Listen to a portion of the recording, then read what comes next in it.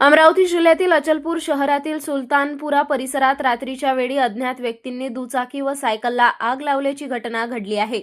या आगीत एक दुचाकी आणि सायकल पूर्णपणे जळून खाक झाली असून वाहनधारकांचे मोठे आर्थिक नुकसान झाले आहे। आग लागल्याचे लक्षात येताच परिसरातील नागरिकांनी तत्काळ धाव घेऊन आग विझवण्याचा प्रयत्न केला।